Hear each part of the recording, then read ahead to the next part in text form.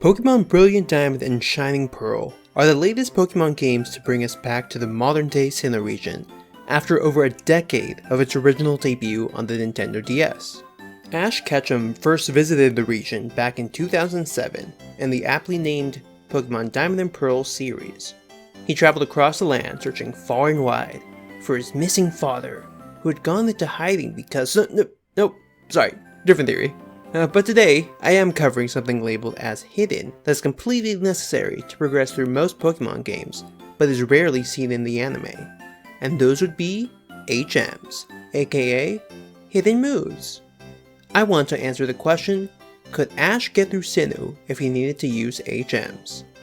If you haven't played a Pokemon game from before 2016, you might not know about this feature, since it's been replaced by Ride Pokemon, Secret Techniques, and your Bike and Galar. However, HMs are back in Pokémon Brilliant Diamond and Shining Pearl, though in a way more convenient fashion. In the latest remakes, you can use the HMs from your Pokétch, which summons wild Pokemon to clear those obstacles that once required moves on your Pokemon. But what if they were still required to teach to your Pokemon? Could Ash have made it through Sinnoh with his party of Pokemon? Let's find out. First on our list is Rock Smash. One of the first obstacles players face as they start the game is in the Ravaged Path. You can reach this tunnel very early in the game just by heading north from Jubilife City, but you can't pass through it until you've obtained HM06 and the Coal Badge from Rourke in Oreburgh City.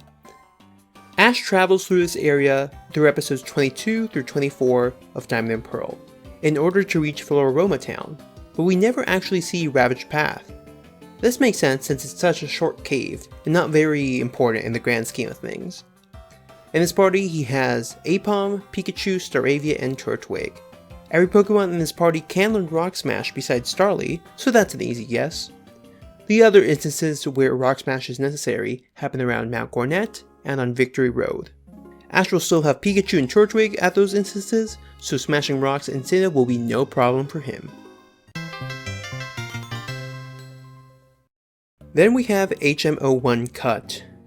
After reaching Eternicity, players will encounter the champion Cynthia, who gives them HM01 Cut, which you only really need to access the Team Galactic Eterna building, and take out Jupiter on the top floor. You'll need to beat Gardenia and earn the Forest Badge first to do so. Looking at the anime, there isn't really a Team Galactic building that our heroes need to enter. Instead, there's a heist episode at the museum, an anime exclusive location, where we get to see Team Galactic has hired Team Rocket to try and steal the Adamant Orb. But regardless, Ash still has both Turtwig and Aipom to use Cut if it were necessary. From here, we'll be continuing through the Pokemon Diamond and Pearl version of the story, since that's where the anime goes as well. That means that Maylene is still the third gym leader, unlike in Platinum where it's Fantina. So let's go all the way to Veilstone. Once you defeat Maylene for the Cobble Badge and obtain HM02 Fly from the Team Galactic warehouse, you can use this HM to make it easier to travel to past cities, but it's a completely optional HM. If Ash wanted to, he could teach it to Staravia, who knows Brave Bird, Aerial Ace, Quick Attack, and Whirlwind, so Whirlwind would probably be off the table. He doesn't really use this in battle a lot, he actually uses it more to blow away smoke from Team Rocket. So I've actually replaced that one. But it would be useful to go back to Hearthome as well, since he does need to go there twice during this season to go and look for Fantina. And yes, Gligar is a flying type, but it can't learn Fly. Gotta glide with the wind, buddy. We have yet another optional HM in HM05 Defog, who you get from a random NPC in the Great Marsh of all places, this region's Safari Zone. You'll be able to use it once you get the Fen Badge from Crasher Wake. Ash visits the anime version of the Great Marsh before challenging the gym, but Defog is never really mentioned at all throughout the series, though there is one moment during the 10th Pokemon movie, The Rise of Darkrai, where Trainer's Honchkrow uses Defog. Luckily for Ash, there's no fog on his way from Salacion Town to Celestic Town during episodes 35 through 43 of Battle Dimension. The move only decreases evasiveness in battle, so probably just best to leave it. If only we were that fortunate. After finally beating Fantina in her gym at Hearthome, you'll earn the Relic Badge and be able to use HM03 Surf. Surf is required to reach the next town, and to get there, you'll first head to Jubilife City. Head west from there to Route 218, and you'll use Surf to cross the water and reach Canalave City. You'll also need Surf for Route 223 to get from Sunyshore to the Pokemon League, so it's really good that Ash traded his Aipom for Weasel. Now he's ready to shred the Gnar. That's his only Pokemon who can learn Surf. But, again, the anime doesn't necessarily follow the journeys that we do in the games. And in this case specifically, Ash and his friends travel through Blimp from Hearthome City to Canalave City in episode 51 Battle Dimension. They go there with Barry, and the whole time, they're just in a blimp. No one explains where this transportation service was this whole time before, and it's never addressed again, since they travel across water via ship for the most part. But without that blimp or Weasel, he'd really be stuck since that's the only Pokemon in his party capable of using that move. Always gotta have a water type, am I right? Now that you've reached Canalave City, you can challenge Byron at the gym for the Mime Badge, and use HM04 Strength outside of battle. First place you'll need to use this is at Mount Cornet when you're heading from Eterna City to Snow Point City. Later on, you'll also need it in Victory Road and other areas of Mount Cornet. But these boulders don't appear in the anime as our heroes travel from Iron Island to Snow Point City through episodes 8 through 21 of Galactic Battles. Ash, however, would have been more than prepared since Pikachu, Grotle, Gliscor, Weasel, and Chimchar are all capable of learning Strength. Staravia is the only party member left out again. Well, at least he gets to evolve into Staraptor around this time. Luckily for Ash, Brock also has a super strong Happiny in his party who could easily move boulders, but ironically can't learn the move, or any HM for that matter. In the far north of Sinnoh, you'll face off with Candace and earn the Icicle Badge in Snow Point City, giving you access to HM08 Rock Climb outside the battle. You'll need this HM to get through Mount Cornet to reach Spear Pillar for the climax of the game. And in Platinum, you'll actually need it to get to Lake Acuity and progress the story.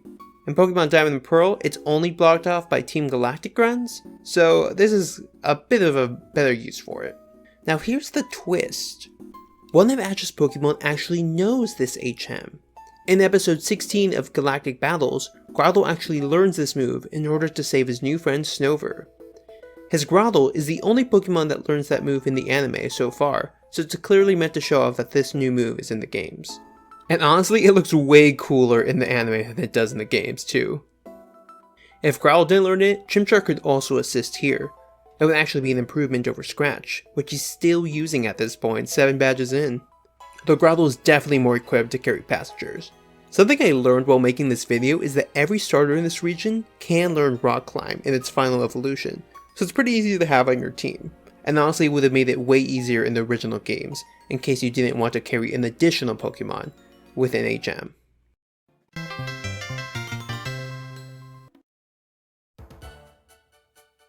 Finally, after reaching Sunyshore City, you beat the gym there and earn the Beacon Badge from Volkner.